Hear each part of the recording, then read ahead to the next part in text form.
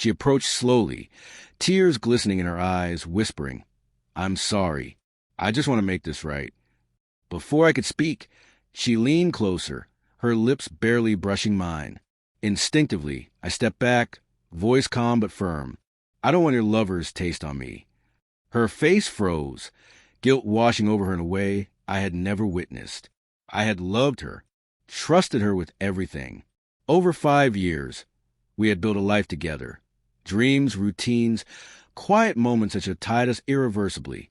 Yet here she was, trying to erase months of betrayal with a single kiss. It wasn't just the affair. It was a slow erosion of trust, the quiet destruction of every word and gesture we had shared. I remembered the weeks leading up to this moment. The hidden late-night texts, the unexplained absences, the subtle shifts in her demeanor. At first, I wanted to believe it was stress, work pressure, fatigue. But my instincts, honed by years of observing human behavior, told me otherwise. Every lie, every half-truth, had laid a breadcrumb trail straight to this confrontation. I wanted to scream, to shake her and demand answers. But instead, I remained composed. My hands were steady, my voice unraised. There is power in stillness, in measured response. She had chosen her actions. Now she would face the consequences. The kiss she offered, meant to soothe, only reminded me of truths I could never unsee. For a long moment, I studied her. The slump of her shoulders, the desperation in her eyes, the trembling of her lips. Vulnerable, yes, but she had weaponized that vulnerability, using my love and trust against me. I realized then that no apology, no kiss, could undo what had been done. I turned away, letting silence stretch between us like an unbridgeable chasm. My heart ached, not with anger, but with the piercing pain of betrayal. I had given her everything, my time, my trust, my unwavering presence. Now, every memory felt tainted, every shared moment overshadowed by deceit. She followed, hesitant, voice breaking as she tried to explain. It wasn't like that. I didn't mean.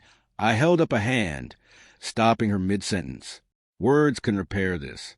Rationalizations couldn't erase her choices. I had always believed in facing the truth, no matter how bitter. The truth was unmistakable. She had crossed a line that could never be uncrossed. I recalled the nights she came home late, the way her phone lit up and she shielded it from me. The small lies, each minor alone, formed a pattern too consistent to ignore. I had watched, waited, calculated, not out of obsession, but because I had trusted her with my life, my heart, my peace of mind. Trust, once fractured, cannot mend with empty gestures. It leaves a permanent crack, reshaping everything. I sat on the edge of the bed, eyes fixed on the floor, letting her words wash over me. She pleaded, begged, tried to justify, to charm, to cry, but nothing reached me. Each sentence she spoke only reminded me of the betrayal I had been forced to witness. Forgiveness was impossible. Not yet, perhaps never. The taste of deceit lingered, impervious to apologies or kisses. She knelt beside me, hands trembling, seeking connection where trust once lived. I moved her hands away gently but firmly. "You can't fix this with a kiss," I said steadily. "You can't erase your choices. I won't pretend it didn't happen." Her eyes filled with fresh tears, and the weight of our shared history pressed down, suffocating. This wasn't our first conflict, but it was the first time the line between love and betrayal had been drawn so painfully clear. I stood, catching my reflection in the bedroom mirror. The man she once trusted now seemed like a ghost haunting our life. This wasn't just about a kiss or a fleeting mistake. It was about choices, patterns, and the quiet erosion of trust. She had made her choice. Now I had to make mine. She reached out one final time, desperate. "Please, I love you. I made a mistake. I'll never do it again." I shook my head slowly, calm and resolute. Love isn't enough when trust is gone. Your apology doesn't erase what happened. I can't pretend it does. No anger, no shouting, no dramatics, only clarity, the kind that comes from knowing your own worth and refusing to compromise it. I walked to the door, each step deliberate, the air between us thick with unspoken words, unshed tears, Dreams that would never come true.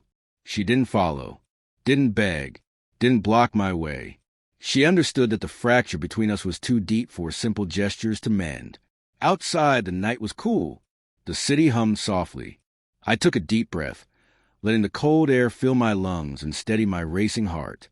Pain lingered, yes, but so did clarity. I had faced betrayal head-on, confronted the truth, and refused to let it define me. The kiss she had offered as an apology had been a test. I passed, not for her, but for myself. Sometimes walking away isn't surrender. It's knowing your worth and having the courage to choose yourself over lies. I would carry the memories, the love, the hurt, and the lessons, but not her choices. I wouldn't let the residue of betrayal cling to me. I closed the door behind me, the finality settling like a stone in my chest, yet beneath it, a strange sense of liberation. That night, I learned something profound. Trust, once broken, cannot be repaired with apologies alone. It must be rebuilt anew, if at all. And sometimes, the bravest act of love is protecting your own heart first. I walked into the darkened streets, knowing that in leaving her, I hadn't lost myself. I had found the strength to honor my own.